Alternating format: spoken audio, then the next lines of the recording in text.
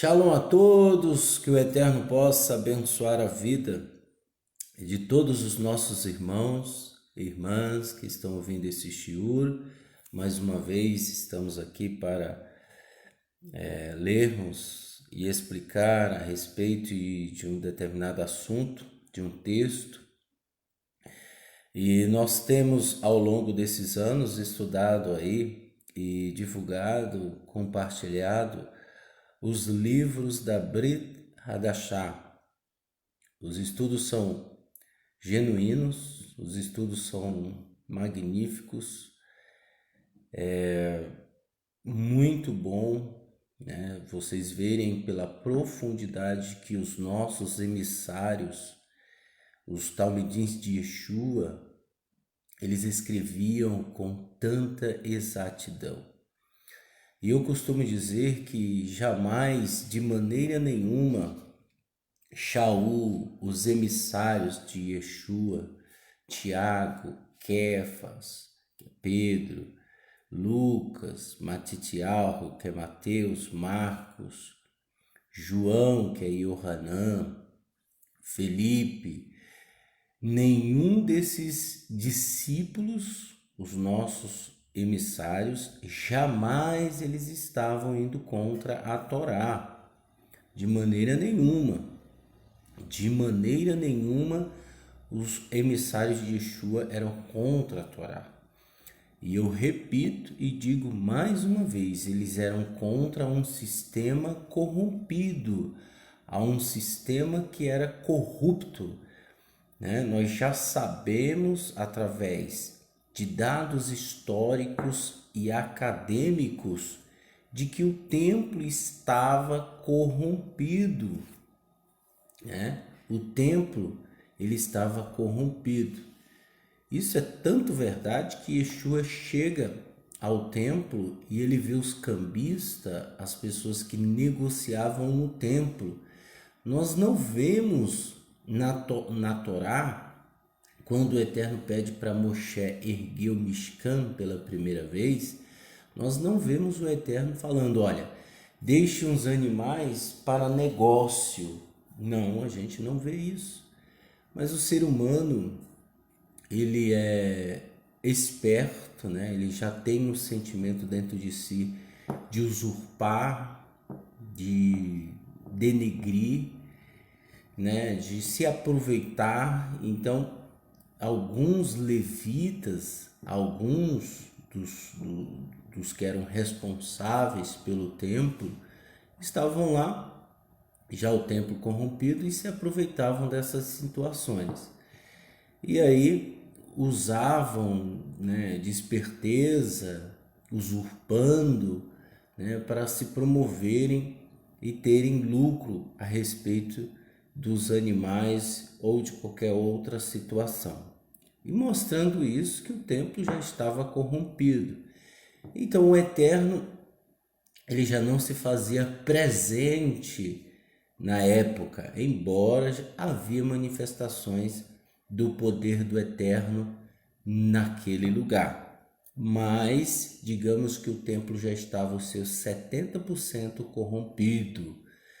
E aí nós sabemos que houve a destruição do segundo templo, né? E o segundo templo jamais foi erguido. Ele jamais foi erguido novamente, o templo não foi erguido. Pelo contrário, nós vemos aí muitas perseguições que houve durante gerações, né? Os judeus foram perseguidos. Então, nós vemos isso, tá? Isso, na maioria das vezes, são consequências daquilo que eles fizeram. Então, nós vemos ali o Holocausto, nós vemos situações terríveis que aconteceu com os judeus, a perseguição da Igreja Católica, né, com os judeus, a Inquisição. Então, nós vimos outras coisas terríveis que aconteceu contra o nosso irmão Yehudim. E aí nós sabemos que o fato desses acontecimentos simplesmente é a rejeição a Yeshua, né? porque isso já está escrito na Torá. Não tem como eu desobedecer a Torá, que é Yeshua, né, e não vir as consequências. Em Devarim capítulo 28, Deuteronômio capítulo 28, lá tem as maldições decorrentes à desobediência. E também tem as bênçãos, né, decorrente à obediência. Então, disse o Eterno, é isso que eu coloco diante de ti, a bênção e a maldição. Qual você vai preferir?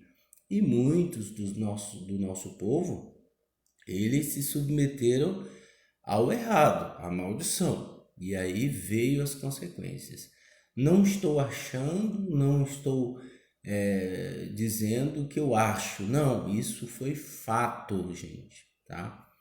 Você nunca vai ver um judeu dizendo que a culpa foi deles. É muito difícil, né? Dizendo que o problema deles terem perseguido, você nunca vai ver judeu falando sobre isso, principalmente rabinos, tá? E o Eterno colocou em nosso coração para divulgarmos aqui o estudo da Brit Hadashah, né? Nós já lemos todas as cartas, desde Atos até ali próximo de Apocalipse. Nós não lemos o Apocalipse ainda. Nós lemos os Hebreus, Atos, Gálatas, Filemão, Filipenses, 2 Timóteo, 1 Timóteo, Colossenses e vai embora. Nós já lemos todas as cartas dos nossos emissários e explicamos. Se você quiser acompanhar, você pode rolar o vídeo aí e você vai ver os shiurim, os estudos sobre cada tema, sobre cada livro. Então você pode acompanhar. Eu gostaria de agradecer a todos pelo carinho que todos estão divulgando, as pessoas nos enviam e-mail, as pessoas entram em contato conosco nos comentários, agradecendo de todo o coração. Eu só tenho a agradecer a todos pelo carinho. Se inscrevam para que vocês estejam por dentro dos assuntos aqui, dos estudos aqui publicados, tá? E hoje nós vamos ler, né, o livro de Matitial, capítulo 1, que é Mateus, o capítulo 2 e o capítulo 3, tá? Então, nós vamos lendo e nós vamos explicando conforme o que nós temos feito, tá? Depois da leitura de Matitial, nós vamos para o livro de Marcos. Depois do livro de Marcos, nós vamos para o livro de Lucas. Depois do livro de Lucas, nós vamos para João. Sabemos que alguns assuntos são praticamente a respeito do verdadeiro tema, né? Porém, existem algumas observações que eles viram que havia necessidade de escrever. E em outras, como no caso aqui Matitial e outros, no caso Yohanan, nós vemos ali em Yohanan não tem genealogia, tá? Não tem genealogia. Em Marcos, em Mateus já tem. Em Lucas já tem. Deixa eu só ver aqui se serve. Em Lucas não tem. Em Lucas não tem. E em Marcos, deixa eu ver em Marcos. Em Marcos, veja só, também não tem, tá? Não tem. Isso mostra claramente de que não é porque eles não sabiam, e é porque não havia necessidade, porque Matitial já havia escrito, tá? Então, eles falaram, ó, eu escrevi sobre a genealogia, então eu vou escrever sobre outra situação, sobre outra coisa. Não que eles inventavam, não, é porque Como disse um dos escritores, ele disse, olha, se o que Yeshua fez, o nosso Meler, o nosso Messias, o nosso Rei fez, se fossem escritos, não caberia em livros do mundo inteiro. Então, isso é bastante entendermos que ele fez muita coisa que não está na Brit Hadashah. O que está na Brit Hadashah, que é a nova aliança, é aquilo que realmente que é o suficiente que podemos entender e compreender. Embora muitos antimissionários, anti-machia tenham surgido aí com conversas distorcidas, pessoas que não estudam, pessoas que inventam coisas, que a Brit Hadashah é um livro criado por Roma, né? E infelizmente tem algo ocorrido, e justamente essas pessoas elas estão motivadas pelos seus próprios desejos, por sua própria ganância. O Deus dessas pessoas é o ventre, né? Elas estão preocupadas somente em si. Pessoas que estão preocupadas somente em si são pessoas que têm o ventre como Deus. São pessoas que só pensam em si, tá? Então, essas pessoas são motivadas pela ganância de cativar pessoas instáveis, pessoas que não têm uma estrutura, pessoas leigas, um neófito, né?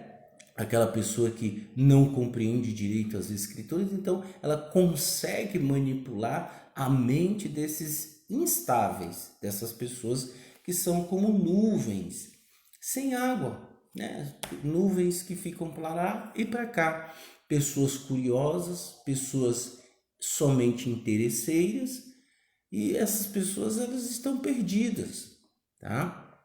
E existe muita gente assim, muita gente interesseiro, muita gente atrás de status, posição, e isso não funciona, né? Não adianta. E é o que nós vemos aí na internet, pessoas denigrindo o nome Jesus, né? Denigrindo. Então, são pessoas que desconhecem, né? Motivadas pelos seus achismos, elas caem em controvérsias, em discussões tolas, né? E, infelizmente é assim que ocorre, pessoal, tá?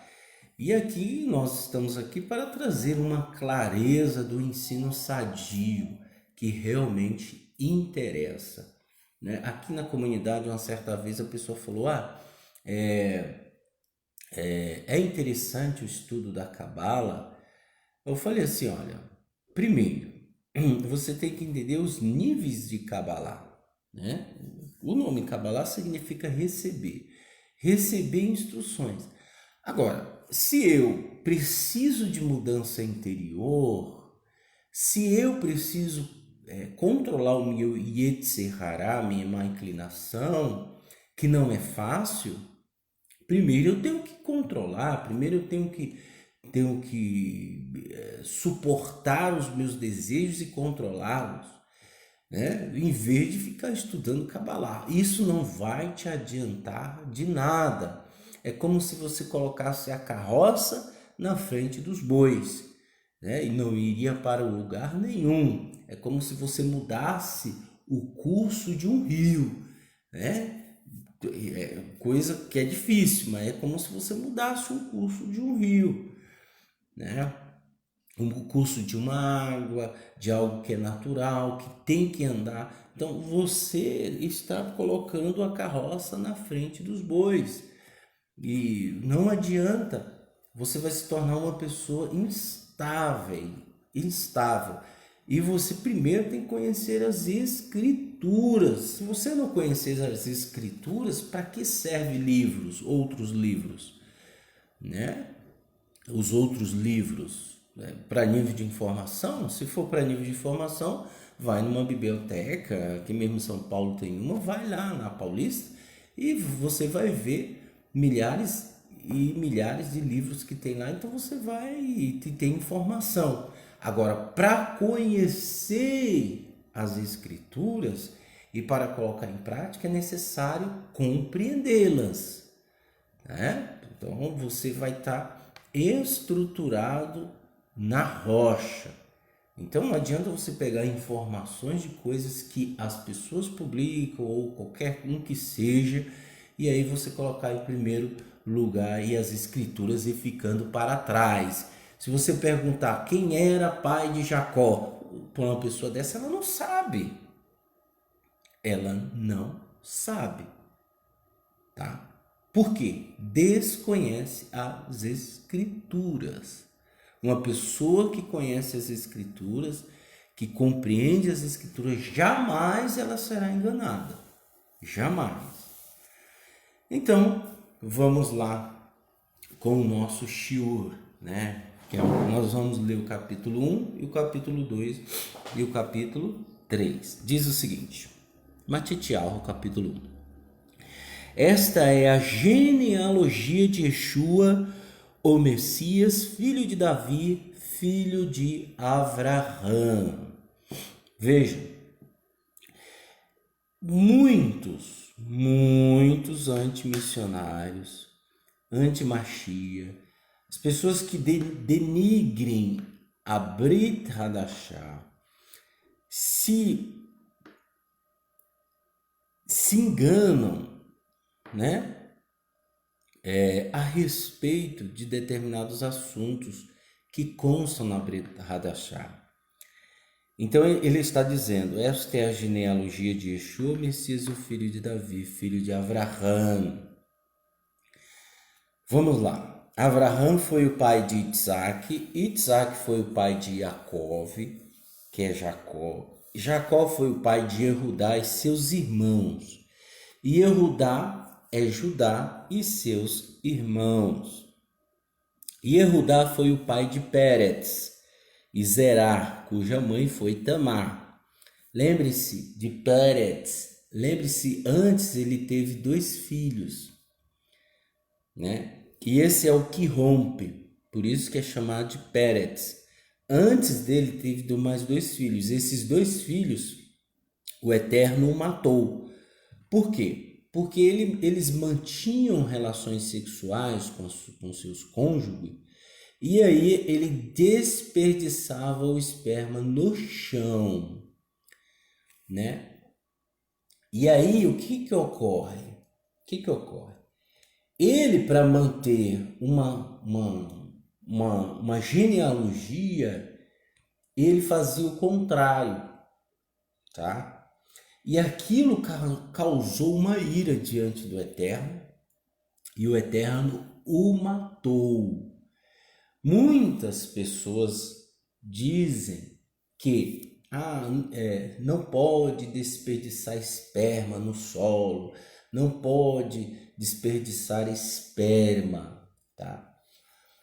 Veja só, pelo princípio, não pode realmente desperdiçar esperma, né, a qualquer momento, em qualquer lugar, pelo princípio. Não existe mandamento na Torá a respeito disso, por isso que eu estou dizendo pelo princípio. Mas no caso deles, foi porque eles sabiam que tinham que manter uma genealogia de pai e filho, um legado, e eles romperam isso. E aí o Eterno matou o primeiro e matou o segundo. Aí você diz, que é isso? Porque senão o Eterno tinha matado muita gente que desperdiça hoje esperma por aí afora. O sentido aqui é genealogicamente. Ele não podia romper uma situação que tinha que haver uma linhagem. E eles estavam fazendo errado. Sabendo disso, o Eterno os matou. Tá? Aí depois vem o Pérez e Zerá, cuja mãe foi Tamar. Pérez foi o pai de Etzron, Etzron foi o pai de Ram, Ram foi o pai de Aminadav. Aminadav foi o pai de Nachon. As pessoas devem estar se perguntando, qual a tradução que você está usando? Eu estou usando a Bíblia Judaica de David Stan, tá? Completa. E é por isso que os nomes são originais. Na português vai haver os nomes diferentes aí, tá, gente? Aminadav foi o pai de Nahishon. Nahishon foi o pai de Salmão. Salmão foi o pai de Boaz, cuja mãe foi Rahave. Todos lembram da Rahave. Boaz foi o pai de Oved, cuja mãe foi Ruth. Lembram da Ruth? Oved foi o pai de Ishai e Ishai foi o pai do rei David. Ishai foi o pai do rei David. David foi o pai de Shilomon, cuja mãe tinha sido mulher de Uria. Lembram naquele caso? Shilomon foi o pai de Rehavam. Rehavam foi o pai de Aviá. Aviá foi o pai de Asa. Asa foi o pai de Yehoshafat. Yehoshafat foi o pai de Yoram. Yoram foi o pai de Uziel. Uziel foi o pai de Yotam. Yotam foi o pai de Ahaz. Ahaz foi o pai de Itziquiel. Itziquiel foi o pai de Menashe. Menashe foi o pai de Amon. Amon foi o pai de Yoshiarro. Yoshiarro foi o pai de Itzcanearro e seus irmãos no tempo do exílio de Babel. Depois do exílio de babilônico, Yequerã-Iarro foi o pai de Shelatiel. Shelatiel foi o pai de Zerubabel. Zerubabel foi o pai de Avirud. Avirud foi o pai de Eliaquim. Eliaquim foi o pai de Azur. Azur foi o pai de Tsadok. Tsadok foi o pai de Iaquim. Iaquim foi o pai de Elihud. Elihud foi o pai de Elazar. Elazar foi o pai de Matã. Matã foi o pai de Jacov. Jacov foi o pai de Yosef, marido de Miriam, do qual nasceu Yeshua, chamado o Messias. Dessa forma, houve 14 gerações de Avraham a Davi, 14 gerações de Davi até o exílio babilônico e 14 gerações do exílio babilônico até o Messias. Aí, os anti-missionários, os anti-machia, né? Os anti-tudo, eles são anti-tudo, tá? Eles dizem, peraí, se não houve concepção carnal, então ele não é o Messias.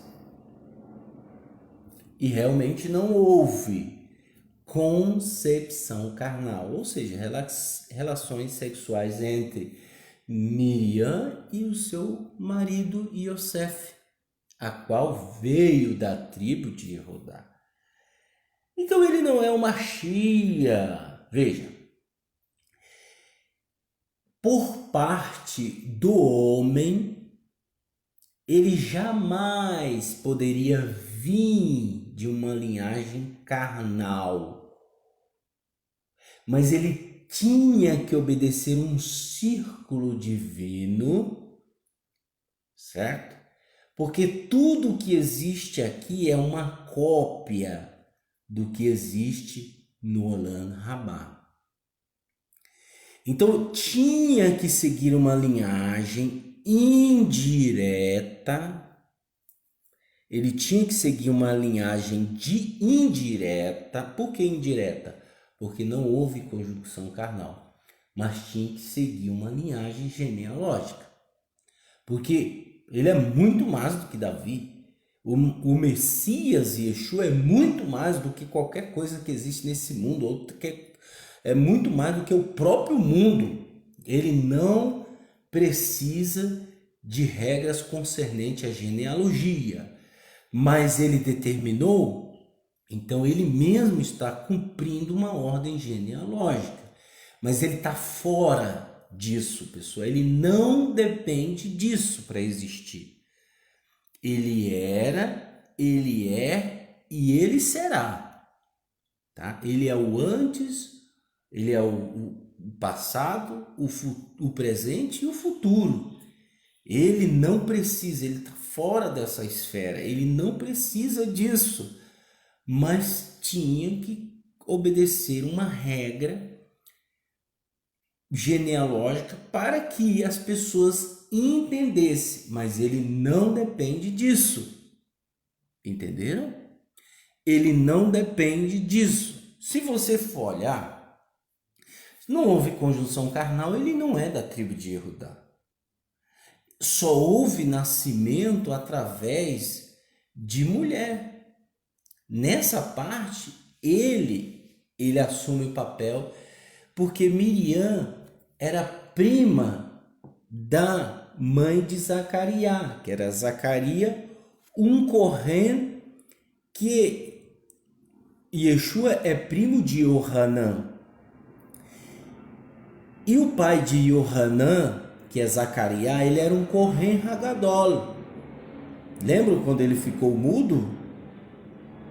E como ela era prima, ela pertencia à tribo de Levi. E Yehudá casou-se com ela, mas não houve conjunção carnal. Se houvesse, Yeshua não poderia nascer. Por quê?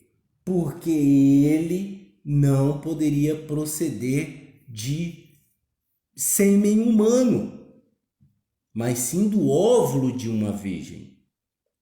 Entenderam?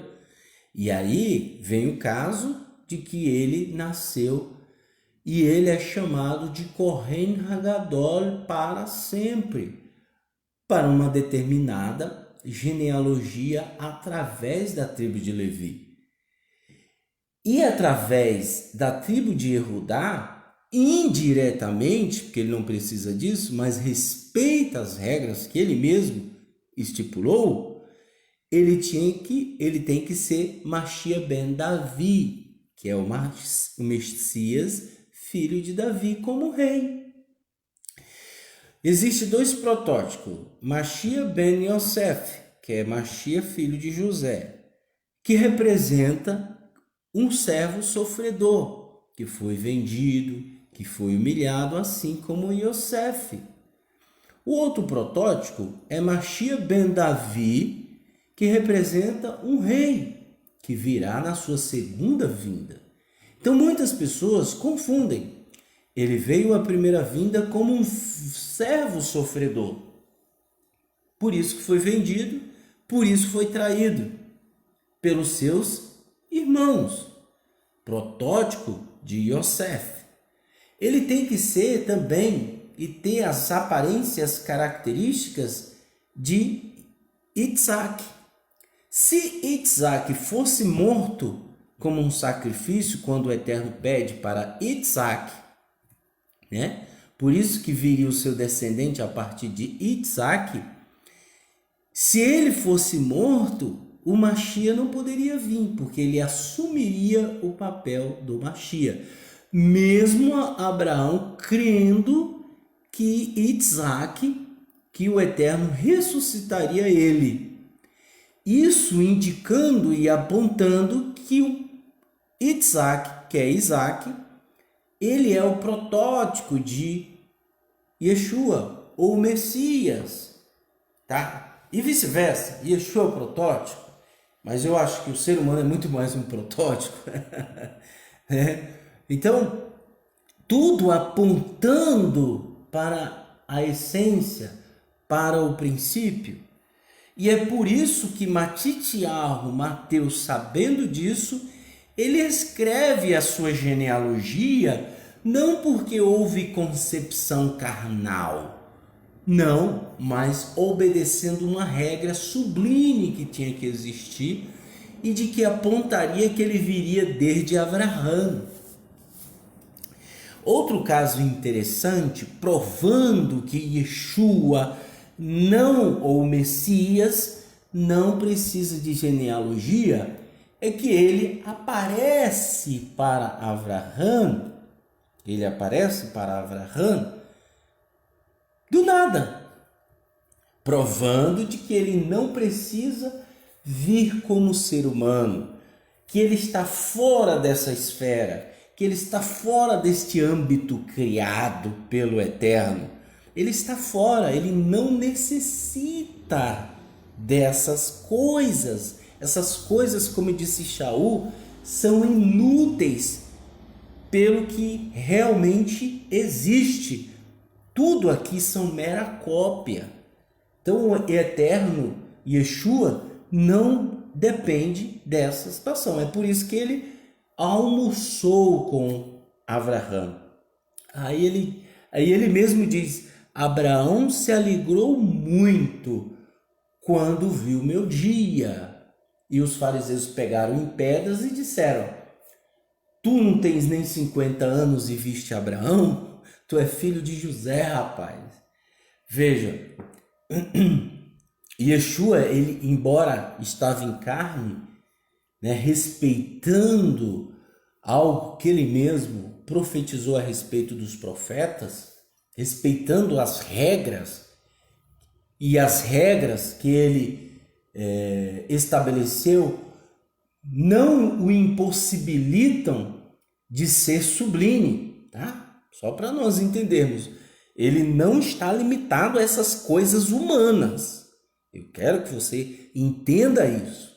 Ele não está limitado a essas coisas fúteis, humanas, que logo vão ser destruídas, tá? Mas ele respeita. Nós vemos o caso de Sodoma e Gomorra. Abraão suplicando por Sodoma: se houver 50 justos, ele disse: eu salvaria a cidade pelos 50, mostrando que quando ele veio para executar, ele ouve para ver se realmente ele vai executar com justiça. Ele ouve seus súditos, seus juízes, ele ouve para saber se realmente ele vai executar com justiça. Nós sabemos que não havia sequer justos naquela cidade, porque o justo poderia fazer expiação por aquela cidade, essa é a verdade, salvá-los, né, do juízo, e não houve. E Abraão, ele é obrigado a se calar diante da situação, e o Eterno vai executar a justiça. E nós sabemos o que aconteceu. Então, ele poderia absorver a cidade se houvesse um justo, mas não havia 10, não havia. Ele poderia absorver. Ele mesmo disse: eu absorveria, tá? Porque ele sabe como um justo é capaz de fazer, né, com que as pessoas se voltem para o Eterno. Lembram de Jonas? Ele fez a cidade de Nínive se arrepender. Ele fez. É lógico que o Eterno usou, mas ele fez. Ele percorreu a cidade, coisa que duraria anos, ele percorreu, e a cidade se voltou para o Eterno. Então ele era um justo. Olha o que é capaz de um justo fazer, tá?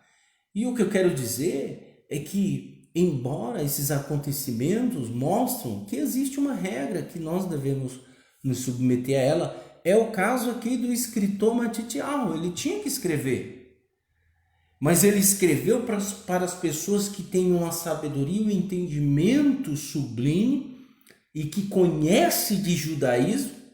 Esse é o fato, não pela glória, nada disso do ser humano, não queremos saber disso, mas, e ele sabia também que existiria também as aberrações da internet que iriam distorcer, como sempre fizeram, tá? E ele fala: o nascimento de Yeshua, o Messias, foi assim, quando sua mãe, Miriam, estava comprometida com Yosef. Antes que se casassem, ela se encontrou grávida pelo Ruach HaKodesh. Pelo Ruach HaKodesh, tá? Pelo Ruach HaKodesh, pelo Espírito, e não pela conjunção carnal. Por quê? Porque ela era uma tzadikim, ela era uma justa, uma pessoa verdadeira, né? É uma pessoa séria que vivia no âmbito judaico. E aí ele viu que ela estava grávida, o que que ele pensou? Falou: essa mulher me traiu. E mesmo ele amando ela muito, ele queria se afastar dela em segredo, porque se as pessoas soubessem que ela tivesse grávida, as pessoas não iam entender. As pessoas não iriam entender. As pessoas, principalmente o judaísmo naquela época que estava corrompido, os fariseus, o judaísmo farisaico, eles iam pegar e apredejá-la, óbvio.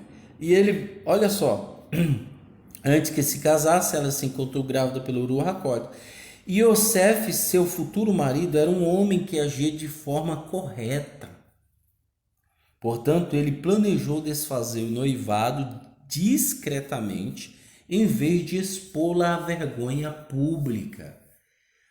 Veja que mesmo assim, ele foi uma pessoa, ó, a vida dela tem mais valor, vai que ela me traiu, né? Mesmo assim, olha o que ele fez. Mas enquanto pensava sobre isso, um anjo de Adonai lhe apareceu em um sonho e disse: Yosef, filho de Davi. Por que que ele falou filho de Davi? Para confirmar que ele era um judeu original, da tribo de Judá. Não tenha medo de receber Miriam em sua casa como mulher, pois o que foi gerado nela procede do Ruach HaKodesh. Ela dará à luz um filho, e você lhe chamará Yeshua, que significa Adonai salva, porque ele salvará seu povo dos pecados dele. Tudo isso aconteceu para cumprir o que Adonai disse por meio do profeta. Aonde está escrito isso? Isso está escrito em Isaías, capítulo 7, versículo 14. Quem era Isaías? Veja lá quem é Isaías. Veja, vamos ver lá, Isaías capítulo 7, versículo 14. Vamos ver, capítulo 7, só um minuto.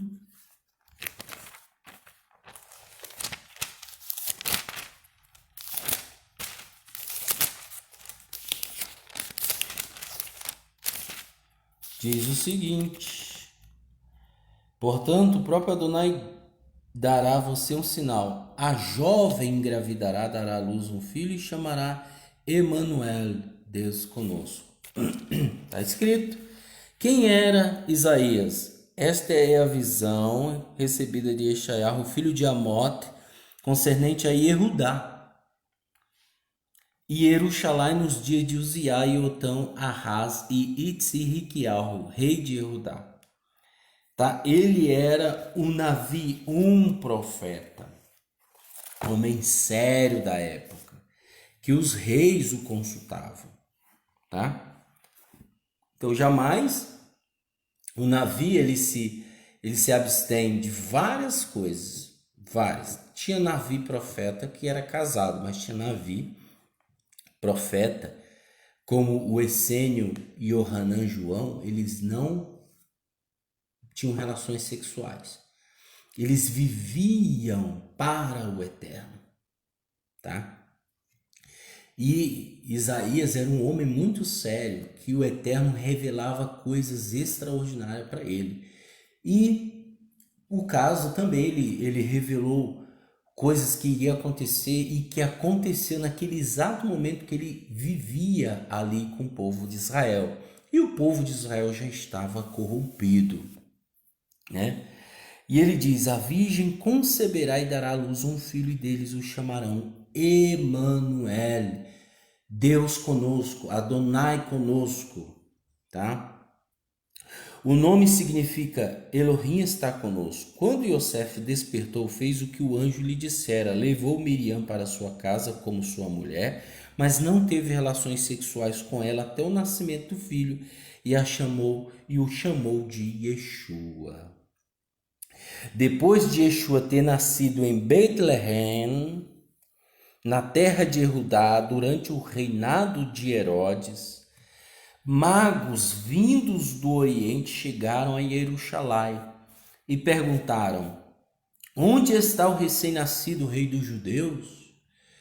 Vejam, pessoal, essa é a única menção nas escrituras de que aparece 3 reis magos. Eles chamam de reis magos, né? E que diz: aonde está o rei dos judeus? Quando nós lemos as escrituras, principalmente a Torá, nós vemos ali um povo sublime. E esse povo está quase chegando-se ao pessoal da Etiópia. Por que quase? Porque apesar da Etiópia viver um país rico e que não há muita... as pessoas não olham muito para a Etiópia, né? Mas existe muita gente séria na Etiópia, principalmente que serve o Eterno. E a Etiópia é um dos países mais antigos que existe. Eu diria o primeiro país mais antigo que existe. Uma vez saiu uma matéria na Record e o título foi Etiópia, o berço da humanidade. Isso mostrando que a Etiópia é um dos países mais antigos do mundo. Tanto é antigo que lá, na referência ao Éden, ao Jardim do Éden, existia 4 rios, 4 braços de rios que desciam, e um deles passava pela terra de Cush, que é a Etiópia. Isso mostrando, pessoal, que existia um povo que realmente serve o Eterno. E esse povo sabia das profecias.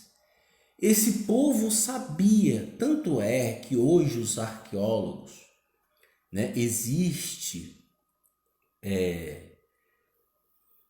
um argumento de que o dizeres, né, de que a Arca da Aliança está na Etiópia, né?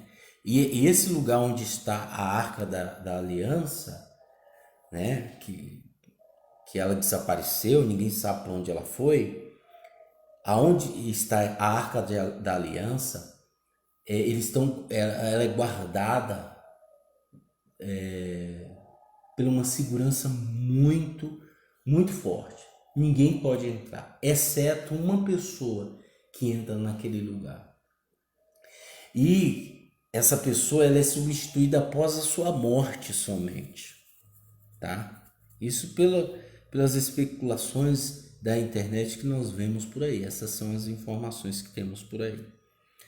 Então, eles aparecem, né? E nós temos uma profecia que o Eterno chama eles de agentes velozes. Lhe trarão um presente. Quem são os agentes velozes? Eu costumo brincar de que na corrida de São Silvestre sempre um africano ganha.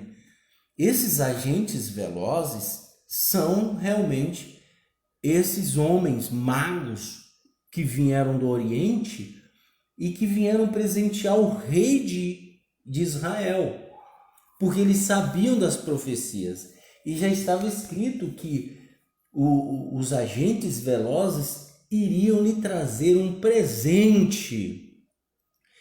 E esse presente foi mirra, incenso e ouro, e fora outras coisas, mas o essencial justamente para presentear o rei. Aí ele fala, ó, depois de Yeshua ter nascido em Betlehem, na terra de Judá, durante o reinado de Herodes, magos vindo do Oriente chegaram a Jerusalém e perguntaram: onde está o recém-nascido rei dos judeus? Vimos sua estrela no Oriente e viemos adorá-lo.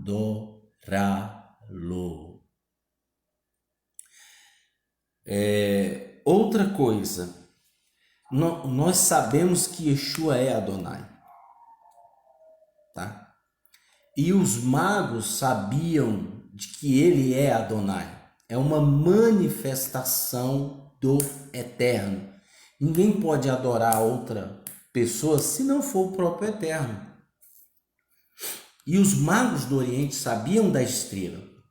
Mas aonde está essa estrela nas escrituras, na Torá? Quando Bilã ele vai amaldiçoar o povo de Israel e ele estende as mãos e em vez de amaldiçoar, ele abençoa e diz: eu vejo, mas não agora. Uma estrela procederá e essa estrela aponta para o Machia. E uma estrela procederá vinda de Yaakov, de Jacó. Veja que interessante. E os magos sabiam dessa profecia, por isso que a estrela brilhou muito naquele dia e eles viram a sua estrela. E é por isso que é chamado estrela de Davi. Aí ele diz: quando o rei Herodes ouviu isso, ficou perturbado, como os demais habitantes de Jerusalém. Ele reuniu todos os principais Kohanim e os mestres da Torá e lhe perguntou. Veja só, Herodes, ele é um gentil, pessoal. Esse Herodes aqui, ele é um gentil e ele estava reinando sobre o povo de Jerusalém e de Judá. Tá? Havia o governador, que era Cláudio, ok? Provavelmente Cláudio. Se eu estiver errado, vocês me corrijam. E Herodes, ele era um gentil. E na Torá está escrito que você não pode colocar nenhum rei que não venha da tribo de Yehudá, de Judá, ou do nosso povo. E que o rei jamais poderia ser um gentil. E eles colocam Herodes como rei. Então você já vai vendo o que vai acontecer, tá? E aí ele continua. Ele reuniu todos os principais Kohanim e os mestres da Torá e ele perguntou: onde o Messias nascerá? Veja que todo mundo sabia. As pessoas de Jerusalém, de Judá, sabia que o Messias iria aparecer. Por quê? Porque todos os Kohanim e os mestres da Torá sabiam. Qual a resposta deles? Em Beit-Lehem de Judá. Responderam, porque o profeta escreveu. E você, Beit-Lehem, da terra de Judá, de forma alguma é a menor entre as principais de Judá, porque de você procederá o líder, que pastoreará Israel e meu povo. Está escrito onde? Em Miqueias, capítulo 5, versículo 1 e 2. O profeta disse que de Beit-Lehem iria nascer o rei que lideraria o povo de Israel. E eles sabiam disso. Herodes chamou os magos para se encontrar com ele em particular e lhe perguntaram com exatidão. Veja, os magos, eles não eram corruptos, mas os fariseus e os Kohanim estavam corrompidos. Porque ele era rei deles, ué. Aí, então, não estou falando a maioria, tinha muito Kohanim sério ali. Um deles era o pai de Yohanan, de João, que era contemporâneo a essa época. Então ele o enviou, ele disse, né? Chamou os magos em particular e lhe perguntou com exatidão sobre o aparecimento da estrela. Então ele os enviou a Beit-Lehem com as instruções: procurem cuidadosamente pelo menino, quando o encontrarem, avisem-no, para que eu também vá adorá-lo. Depois de ouvirem o rei, eles foram embora E a estrela que tinha visto no oriente foi adiante deles, até parar sobre o lugar onde estava o menino. Quando observaram a estrela, encheram-se de alegria. Eles iam ver o rei de Israel. Você imagina a felicidade, a alegria. E o rei Herodes o advertiu, falou: quando vocês verem também, me chama. O vagabundo, sem vergonha, pilantra, queria matar a criança. Me chama, viu, para mim adorá-lo. Para mim ir o quê? Adorá-lo. Tá vendo? Continuando. Aí depois de ouvirem o rei, né, eles foram embora. Ao entrar na casa, que na realidade não era uma casa, ele colocou aqui casa, mas era uma sucá, uma cabana. Viram o menino com Miriam, sua mãe, prostaram-se e o adoraram. O adoraram. Então abriram suas bagagens e os presentearam com ouro, incenso e mirra. Mas foram advertidos em um sonho para não voltarem a Herodes. Por isso, retornaram à sua terra por outro caminho. Depois que partiram, um anjo de Adonai apareceu a Iosef em um sonho e lhe disse: levante, pegue o menino e sua mãe e fuja para o Egito. Fique lá até que eu lhe diga para partir. Herodes procura pelo menino para matá-lo. Então ele se levantou, pegou o menino e sua mãe e partiu durante a noite para o Egito, onde permaneceu até Herodes morrer.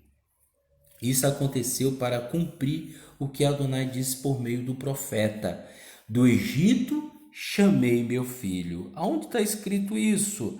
Lá em Oséia, capítulo 11, versículo 1. Enquanto isso, quando Herodes percebeu que os magos o haviam enganado, ficou furioso e ordenou a morte de todos os meninos de Beit-Lehem e da cidade vizinha, com 2 anos ou menos, segundo a contagem do tempo feita pelos magos. Dessa forma, cumpriu-se as palavras ditas por meio do profeta Yeshayahu. Uma voz foi ouvida em Ramá, soluço e lamento intenso. Era Rachel soluçando para os seus filhos, recusando-se ser consoladas, porque eles não estão mais vivos. Aonde está escrito isso? Quem era Raquel, pessoal? A mulher de Jacó, a quem ele mais amava. Ela foi enterrada no deserto. Lembrem-se que quando ele viu Raquel pela primeira vez, ele chorou. Ele chorou e, como eu sempre digo, na Paraxá, em vez dele se alegrar porque viu a mulher que ele ama, bonita, ele chorou. Por quê? Porque naquele momento o Eterno deu uma visão para ele de que ela não seria enterrada na tumba como era costume dos seus antepassados, na gruta de Marquipala, onde foi enterrado Abraão, Isaac e Jacó.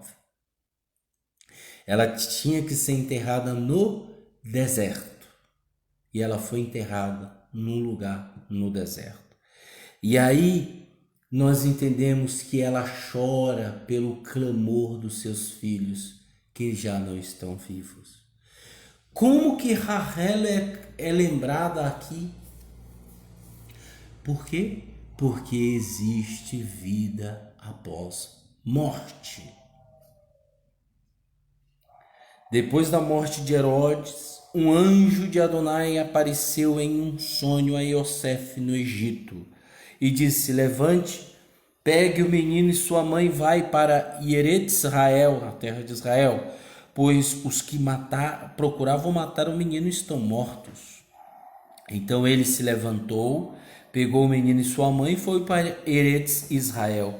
Entretanto, ao ouvir que Arquelau tinha sucedido seu pai Herodes como rei de Judá, temeu ir para lá. Avisado em um sonho, dirigiu-se para a região de da Galiléia, e se estabeleceu em uma cidade chamada Nazaré, para cumprir o que foi dito pelos profetas. Ele será chamado Nazarite. Nazaré é uma cidade pobre, uma cidade humilde. Em outras palavras, favelado. É essa palavra. É essa palavra mesmo. Tanto é que um dos mestres da Torá diz: de Nazaré vai vir alguma coisa? Esse era o desprezo. Capítulo 3, né? E veja que Herodes, o seu pai, Herodes, deixa eu ver, entretanto ao ouvir que Arquelau tinha sucedido seu pai, Arquelau era o filho, né, o sucessor que iria herdar o título de Herodes I, Herodes II, Herodes III. Herodes era um título, pessoal, tá?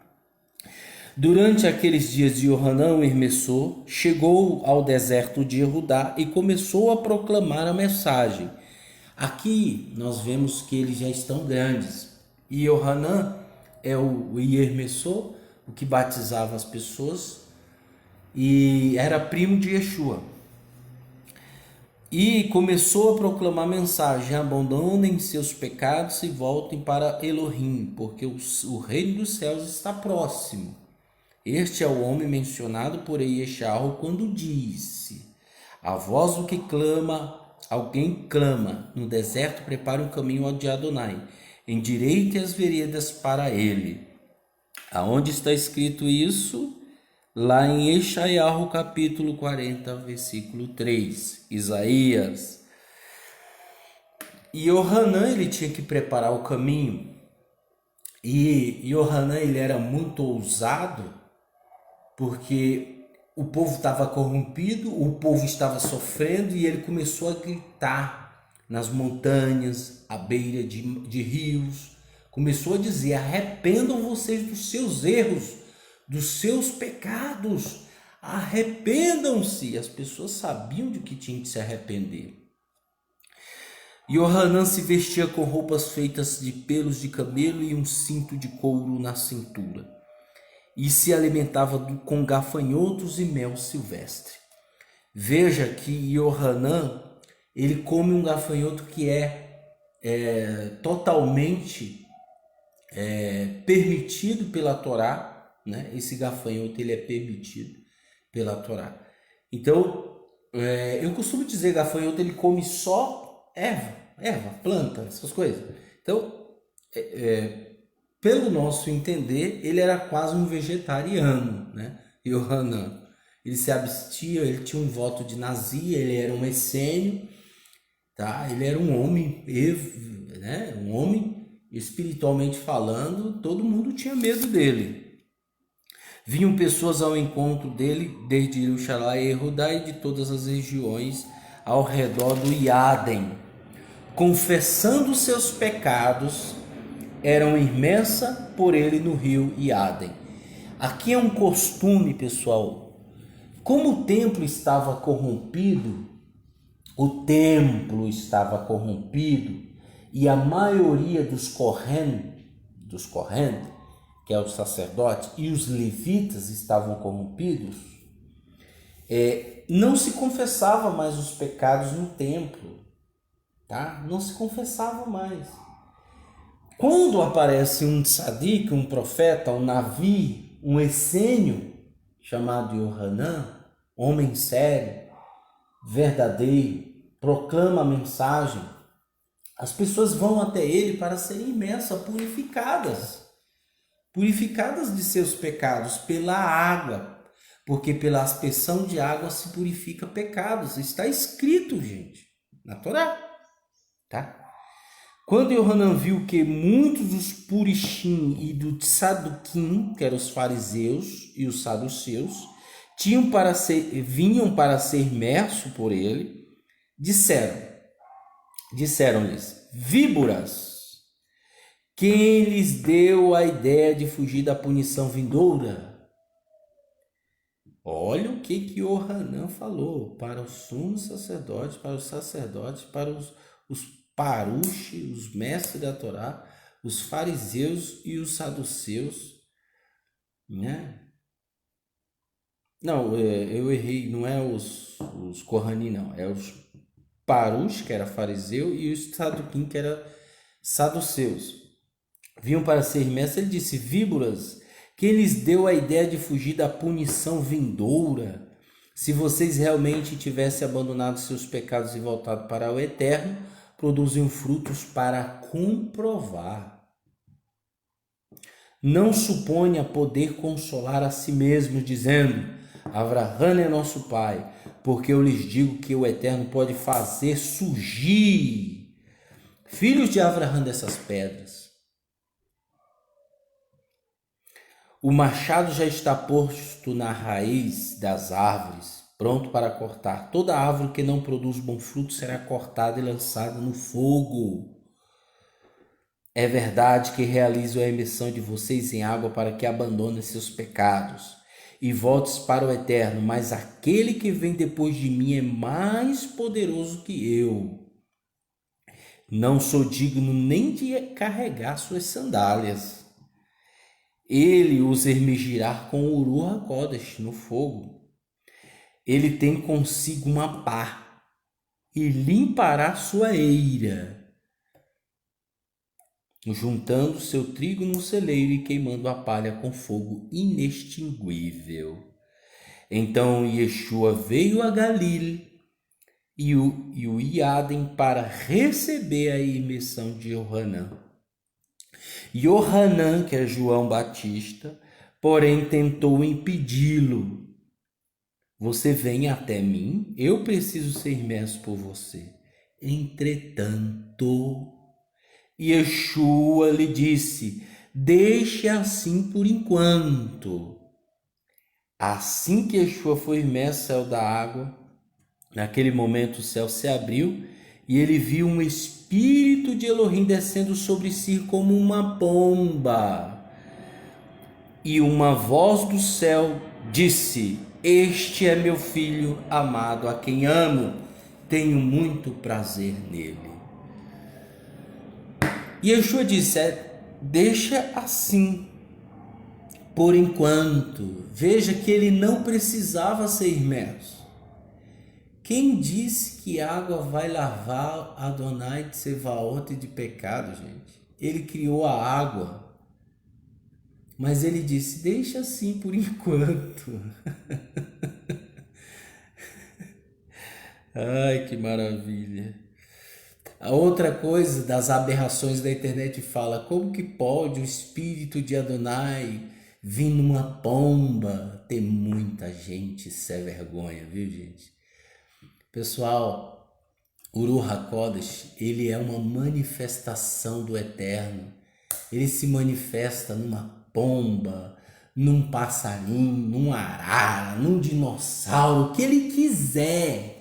O Eterno não está limitado nesse mundo. O Eterno ele faz o que ele quiser. Ele não está limitado. Aprenda isso. Ele não está limitado a homem nenhum. Ele é, ele era e ele há de vir. Ele sempre foi. O que acontece é o que está escrito para encerrar o nosso estudo. O que está escrito aqui no livro de Eclesiastes. Vamos ler. Deixa eu achar aqui. Vamos ler. Aonde está o livro de Eclesiastes? Diz o seguinte, para você entender. O que acontece é isso. Vamos ler. Eclesiastes, que é Kohelet, capítulo 3, versículo 9, deixa eu ver, 11. Não, 10. Vamos ler o 10. Capítulo 3, versículo 10 diz o seguinte: Vi a tarefa concedida por Elohim à humanidade para nos manter ocupados. Ele fez tudo apropriado para o momento certo.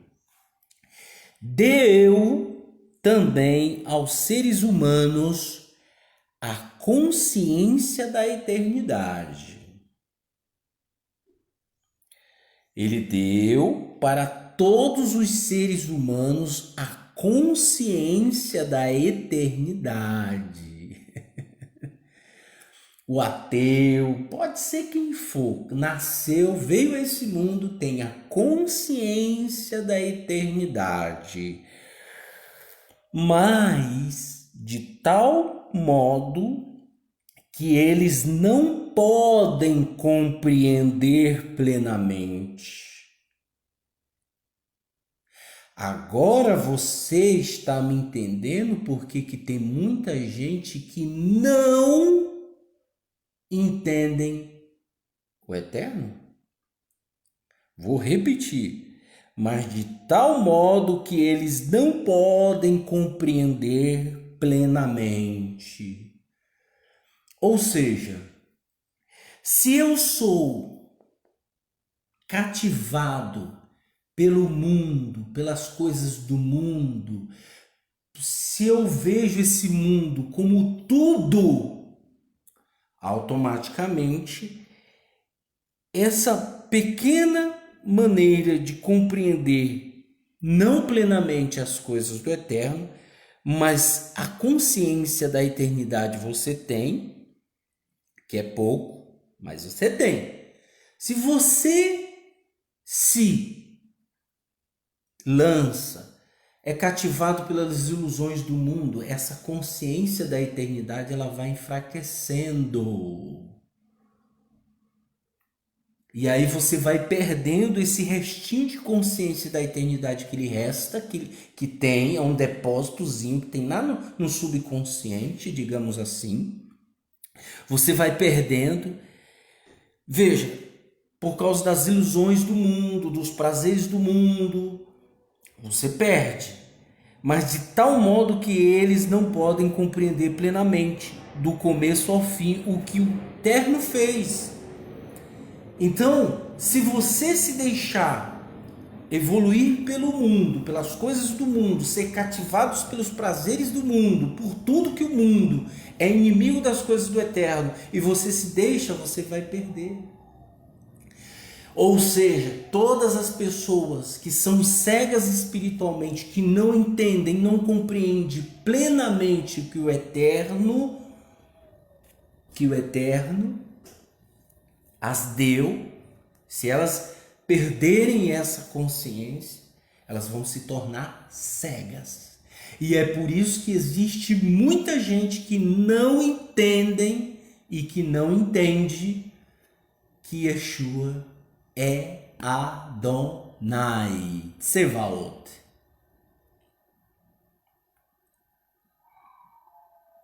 Mas se você já tem um pouquinho que o Eterno deu desde o nascimento, evoluir-se, buscar a divindade, buscar a Techuvá, se entregar ao Eterno de todo o coração, evoluir espiritualmente, o Eterno vai se revelar e vai te revelar coisas extraordinárias. Mas ninguém quer, ninguém tá nem aí para nada.